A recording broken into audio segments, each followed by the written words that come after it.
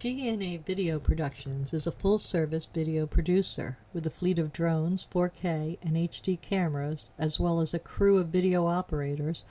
We handle commercial and residential real estate videos, as well as events for promotional purposes. We create book trailers, both live-action and running stills, music videos, and website videos. We also film series shorts for online distribution and are currently involved in filming a political parody. We specialize in low-cost movie making. Call DNA Video Productions at 941-748-6865 or visit our website at www.dnavideoproductions.com. That's www.dnavideoproductions.com. Thank you. Our sponsor this month is Published, an affiliate of Village Voices. Published offers all author services from writing tips, critiques, manuscript evaluations, and editing, as well as tips to help you become published. If you prefer to self-publish, purchase the step-by-step book on publishing through Amazon, or purchase services a la carte, from formatting to creating custom covers, or even tips to gather endorsements. The staff is headed by 2 professional writers. After your books are published, either trade paper, electronically, or both, purchase marketing tips, web services, book trailers, or turn your book into an audiobook. Publish provides all your writing, publishing, and marketing needs. So give them a call at 941-748-6865. Contact them online at dgould497@aol.com or go to the website at www.publishedavillagevoices.webs.com.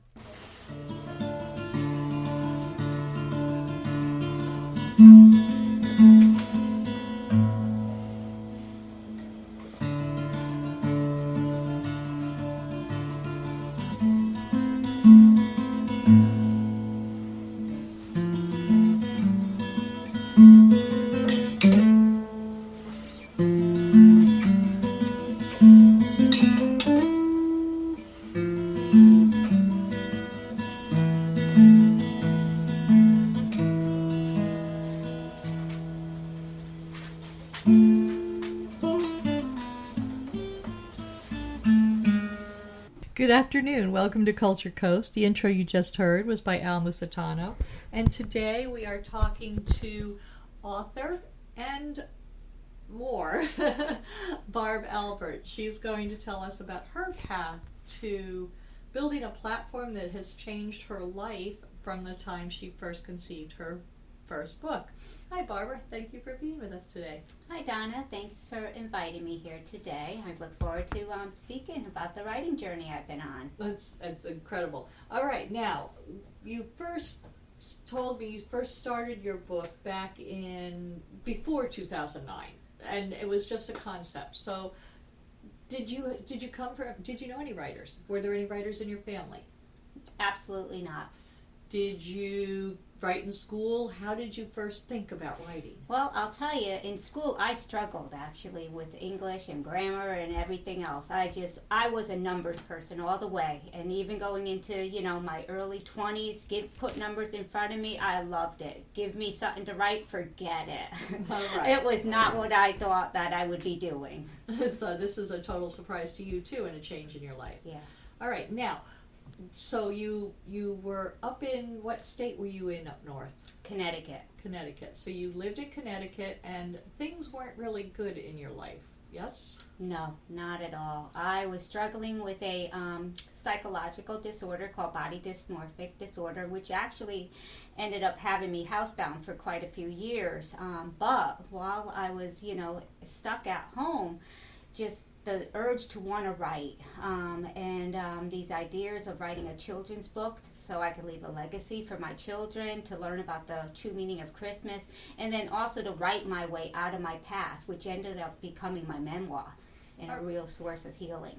So we'll get into that in a little while. So you ended up moving to Florida. What brought you to Florida? What brought me to Florida? One, I did not like the winter weathers anymore in Connecticut. I couldn't take the snow anymore. But my husband wanted to move to Florida from Connecticut, so we settled down here. And that is actually the time of when I started to get involved with more of my writing. I knew I had to write, and I had to find a writer's group. Now, this was your second husband? Yes. Okay. And you had recently married him up there? Actually, we married down here while we were down here. All right. So you were up in Connecticut, and he wanted to move to Florida, and you thought that was just a great idea, and you now live here in Sarasota or Bradenton? Palmetto, Florida. Palmetto, Florida. Mm-hmm. Okay. And so, what did you do when you first got here? And because you still had the body dysmorphic disorder. Mm-hmm. How was your first couple years here? First couple of years here, they were rough. They were real rough because I was still battling with the body dysmorphic, and that really was tough for me to go out in society. But every time I would read through the Bradenton newspaper, I would see about writers group, and there was one particular one that Donna Lee led, and I was like, I kept telling my husband, I have these manuscripts I've been working on, and this Christmas one is all done. I gotta get over there no matter what. And sure enough, I did. And he brought you. He brought me, yes. And he stayed with you. Yes. Mm-hmm. Gave you support through all of that. Yes. So great husband. It's important to have somebody along your side, Donna, that believes in your dreams. That helps you to, no matter how bad and the situation is that you're battling with, for somebody to believe and just say, yeah, I'm going to bring you there. I'm going to make sure you walk through those front doors of that editor, that shop there and support your dreams. Exactly. Yeah. That's really great. So you can give a shout out to your husband. Yeah.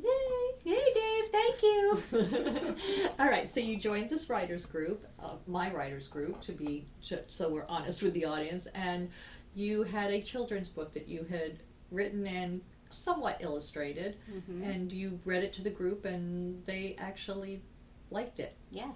And yeah. that made you feel that much better, because you said something earlier to me about being up north and they didn't like it. Yes. So was that a writers group that you went to up there, or? Well, I was trying to get connected with a writers group, but they were very particular. They wanted like people that were already established. They didn't want new beginners and that so sounds forth. So unsupportive of writing, because it's all about helping people learn all the things that they need to know to get it done right. Right. Yeah. So you joined my group, mm-hmm. and what did you learn? Oh, well, I learned the value of joining a writers group, just the support and the editing that you get with one another. And, I never expected that I would be able to sit around a table and actually find errors in other people's manuscripts and realize, wait a minute, I think maybe I am onto something here. I do, have some, ability to write and become a really good writer. But it's a matter of, finding the right group. And so then you took your children's book and had to a subsidy publisher for your very first attempt. And with children's books and all the illustrations, they provided you with an illustrator? Yes. And mm-hmm. you were able to get your first book published? Yes. What year was that? That was in 2009. So it was perfect timing, too, because it ended up coming out in July. So I had a Christmas in July book signing, a few of them, actually, and they were really nice. It was really nice to go back to Connecticut with the whole, batch of books and just have the book signing ended up being a sellout. It was really nice. Which gave you more support in the fact that, hey, I can do this. Right. And now you still have your disorder. You're just handling it now, correct? Right. Yes. So it's still a thing, but you're learning to manage it. And that came about through a relationship with God, correct? Correct. The healing process of that. Yes. Mm-hmm. Which is what led you into the rest of your writing, correct? Right, yes. All right, so tell me a little bit about that. Your first adult book, not children's book. Oh, the first adult book is called Arise, My Daughter, A Journey from Darkness to Light. And because I was battling with so many different situations from my past, many tragedies that had happened to me, and then to go into several different psychological disorders. God had placed it on my heart to write the book, and I was determined to write my way out of my past into the future that He had for me.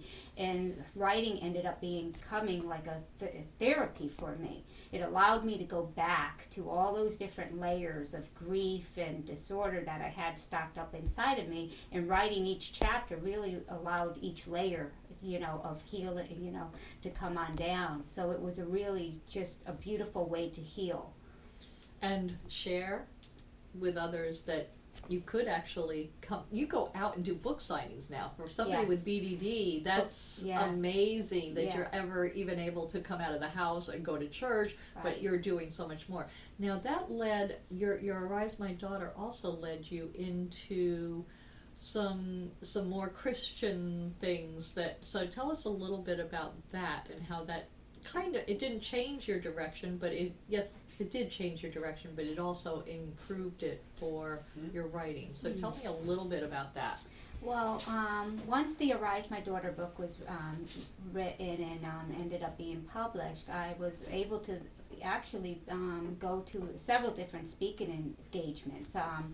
One being the suicide awareness walk. So that was really beautiful to be able to go there and speak and share my Arise My Daughter book, and then to also do a few other local speaking engagements. Now, that's because you did many times contemplate and even attempt suicide. Yes. Yeah, definitely. And survived those attempts. Yes. But I mean, I remember you mentioning at one point that you were on the Skyway Bridge and considered jumping. Right, yeah. Kind of glad you didn't. And I know, I talk about that in the book, that how that Skyway Bridge it was like, calling me, to go jump off it, and it was hard to resist all those attacks of, the lies of that I was too ugly to go out in public and even be alive.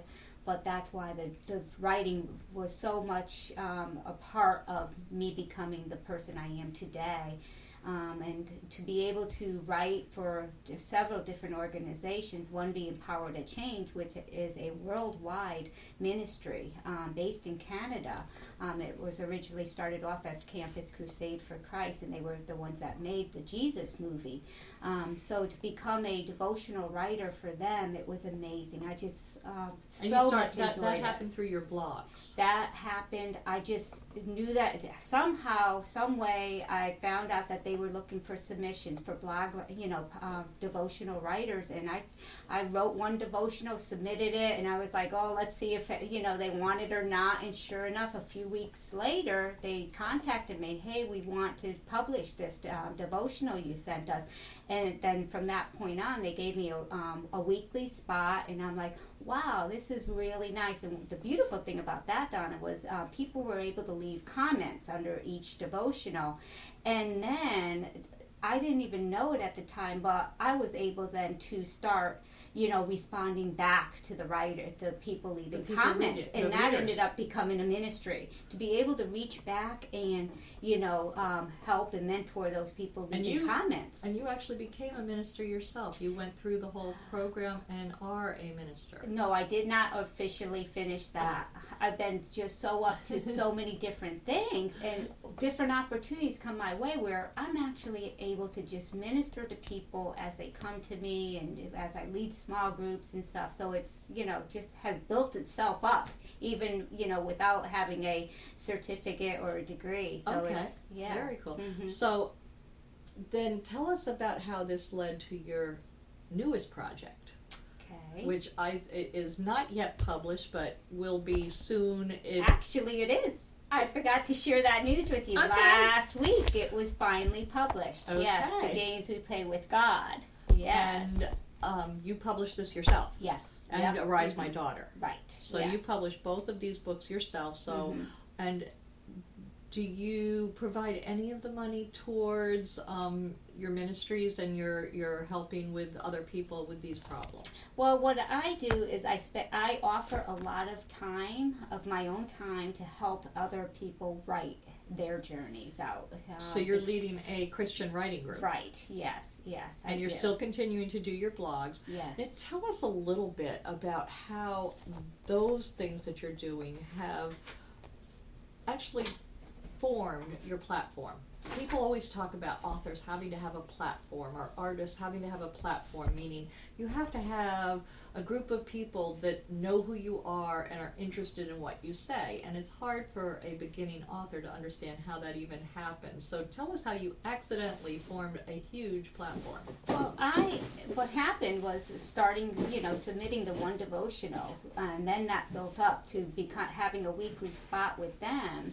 And they're worldwide. And those devotionals were going out to over 200,000 people a week. So I was really wow. But then when I was able to go behind the scene and see who else was writing for the men, little did I know that Charles Stanley would be up there, and all these Max Lucado and all these other well-known authors. And I was like, God was revealing to me, you're good enough, girl. You're good enough. Yours is for the women, they're for the guys, and you're right up there. Just keep on. And that's what I did. I kept on every week submitting the devotionals, and I love the fact of, because I'm a planner, so, we have to write 3 months ahead of time and get our stuff in by the deadline date, So here it's July, but I'm thinking about writing Christmas things or what have. So, but, I really enjoyed it, and it started building up a platform from that, Well, 200,000 people, that's huge. Right, yes. And are you able, when you do those, to have the names of the books that you've written included at the bottom so that people can see other things that you've written and purchased? At that time, they weren't doing that, but now they do that. But I'm currently writing for National Association of Christian Women Writers, Leaders. I became a blog writer for them, a contributor, and that has been a blessing because I write, usually 2 posts for them a month for the National Association of Christian Women Leaders. What kind of readership do they have? They have all women that are Christian women, and our focus is to bring women together and help to empower them to become even stronger leaders, whether in their homes or in the workplace or we're in ministries or whatever they're doing. What is their the size of their audience? That I don't know yet because they are still fairly new. They started up in this past January. So it has been nice to come in right at the bottom with them and see as you're building it builds it for up. all of you. Yes, but so you've got the 200,000 people from the other devotional, Power to Change, mm-hmm. And then you're now working with this new group that's a national group, or is it international too? National. It's national. What's nice with that is the fact that, each time I do put in a blog post with them, they do list my book. They list my author page, or they'll list one particular book. And now you have the second. The second one, yes. So let's talk a little bit about your second book, because I read this and I found it amusing. But what I really liked, and I would like you to talk a little bit about, is how the God that you write about in The Games We Play with God is such a loving God. There's no room for any hate or discipline or condemnation from your God. I've heard others, and he's all fire and brimstone, and other Christian ministers, and you're going to go to hell if you haven't accepted Christ. Instead of that concept, you have a different view from the things that you've learned from God, and you use them very well in this book between playing. Tell us a little bit about the setup and where you got the concept from. This is just a very different type of book. I'm not a big reader of Christian type books. I know. So this was fun. Right, yeah. Well, I'll tell you, this all started like a year and a half ago. I'm sitting down and okay, what's the next best book am I going to write? And all of a sudden the title comes, and a lot of times that happens to me. I end up with the title first, whether it's a devotional or a book, but stirring in my heart was The Games We Play with God. I sat there, Donna, and I knew I was onto something. All of a sudden, I'm jotting down all these different types of games that I could write about, but yet put a biblical approach to it, twist it around and apply it in a biblical way for the reader. And I couldn't believe it, because as I started sharing parts of the sections with my writers group, they just loved it. They're like, what's the next one? So I talk about the game of operation or the game of chess and so forth. And just to be able to explain to people that they have a purpose. God has a purpose for their lives, and He wants them to come out a winner. And that's what the game is about, of us staying in the game of life, not wanting to commit suicide, playing the role that you have, and wanting to strive to come out a winner, because God is a loving God, and He wants all of us to become a winner in life, and so this book was just so amazing to write it, and the women that have been along my side with it all, they can't wait to get a copy in their hands next week. So this just got launched, and they are ordering it now, and it takes a few days to get to them. Yes. Right. Now I want to just go over really quickly. Section 1, you had indoor games and toys, and you related different parts of the Bible to chess, the game of life, silly putty, battleship, Scrabble, Operation, Rock'em Sock'em Robots, Chutes and Ladders, Don't Spill the Beans, and Candyland. And then in section 2, you got into game shows like Family Feud, Truth or Consequences, and Supermarket Sweep. And in the third section, you went to outdoor activities and talked about three-legged races and hide and seek and the corn maze. And then you related it to stories and nursery rhymes in section 4, where you brought up The Wizard of Oz, The Three Little Pigs, Mary Quite Contrary, and Little Bo Peep with Jesus' lost sheep. Mm-hmm. And then you closed it in section 5 and tied everything together. I think it's an amusing way of showing a very loving God, and I think one of the things that always turned me off of most organized religions is how they condemn anyone who doesn't believe exactly what they believe, even though theirs is an interpretation of different passages from the Bible. And there are ways to twist something from being fear-mongering to being loving. And I like the way that you and some other recent Christian writers have brought up the fact that if God created us, why would He create us and then punish us for having free will and not necessarily accepting Him at first? He would rather, as you said in one of your chapters, lead through example. Yes. Those people who are following Him, if they follow Him, they don't have to push the religion on anybody else. They just show how much it helps them and how successful they are at getting through all the obstacles of life with His help. Right. So, and I told you, I think you're a shining example of exactly that. I mean, you've overcome the BDD and the suicide attempts, and I'm sure sometimes you might get down and it might momentarily cross your mind, and you are able to, with the help of your loving God, overcome that and not fall back into that despair chasm of chasm of despair. Right. So how has it affected your relationship with your daughters? Actually, through all my writing, they're really happy that, I have found my lot. That was one of the other things. I never felt like I was able to find my fit in the world, and writing has helped me find that. Your purpose is both exactly. God and God gives us, and God gives us all talents and gifts to use to help others. And through writing, that is what my passion is now, is to use all the writing, all the gifts and talents that the Lord has given me, and to just be able to encourage people through all the books that I write and stuff. One of the other things that has been happening the last few years is becoming a contributor to Chicken Soup. That's right. I forgot all about mentioning that. You're a regular contributor to the different Chicken Soup books. Yes. They do accept your works, which shows how well you are doing at writing, because it's not easy to get accepted into the publications. Exactly. And I'll tell you, Donna, last year, for the one particular book, Chicken Soup for the Soul, Find Your Inner Strength, they actually selected 2 of my stories.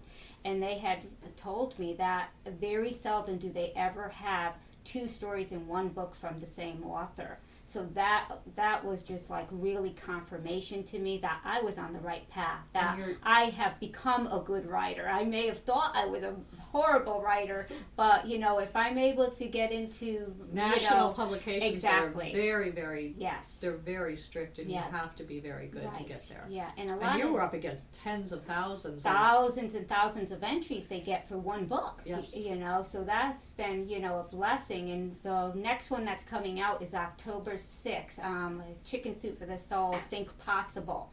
And that one I talk about my heart attack, and I talk about, wait a minute, I'm still alive. I have to get up.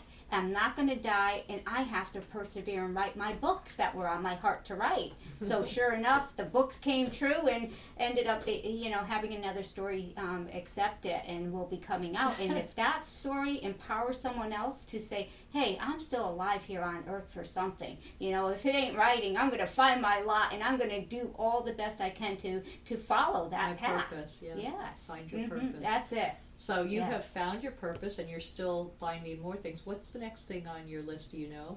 Well, the next thing that is on my list, I have been learning how to do podcast episodes. That's one of the things now that National Association of Christian Women Leaders is doing. We're doing podcast recordings, which will actually be scheduled to go out, I think September, the end of September, on iTunes. So that's, something new. So as a growing writer, you really do want to pay attention and continue to grow and learn new things, And stay that's with important. stay with all the new outlets. Yes.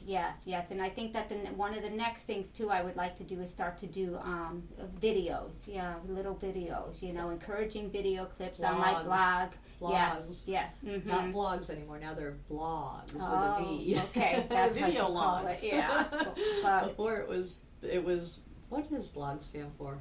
Some kind of blog, but it's about the writing of it. Now you're going to be videos. So that's very cool. Yes.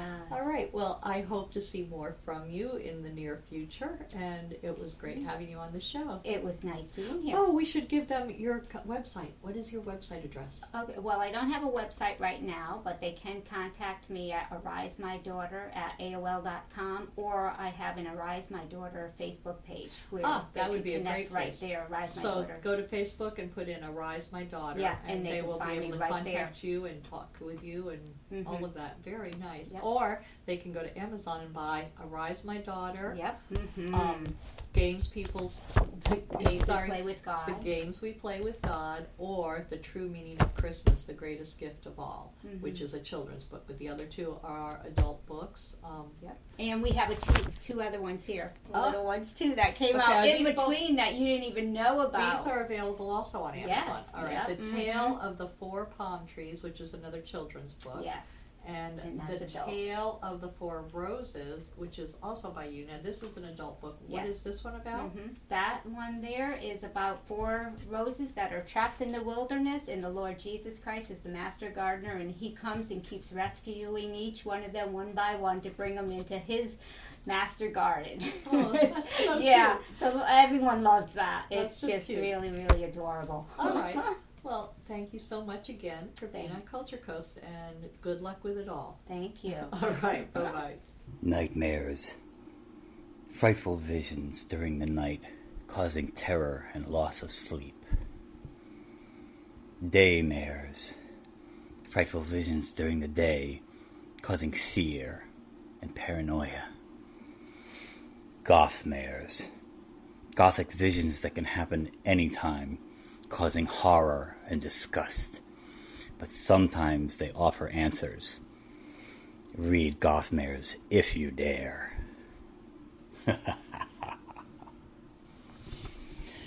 Gothmares, a young adult novel by Al Musitano, available on Amazon and fine bookstores everywhere. Village of the Arts, the largest artist colony in the state of Florida, located on 42 acres, includes artists, homes, galleries, gardens, and restaurants featuring handcrafted gifts, fine art sculptures, painting, photography, enviro art, healing arts, books, mystics, and musical variety. A few of the galleries are unique in their offerings. Village Voices specializes in books and art created exclusively by Florida residents. The Dancing Crane Gallery offers fine art, custom jewelry, and unique, innovative art. The Village Mystic offers all things metaphysical. meditation, massage, mediums, aromatherapy, psychics, shamans, Reiki healing, and the gem mine where you can mine for your own personal treasure. Yoga Arts offers classes or one-on-one coaching. Musicians and bands can be found throughout the area. Many of the artists and musicians offer classes. Restaurants and bakeries provide respite for the weary and magic for the foodies. Visit during the first Friday Art Walk and stroll through the shops and galleries enjoying free appetizers, wine, music, and demonstrations. For hours and information, please visit the website at www.villageofthearts.com.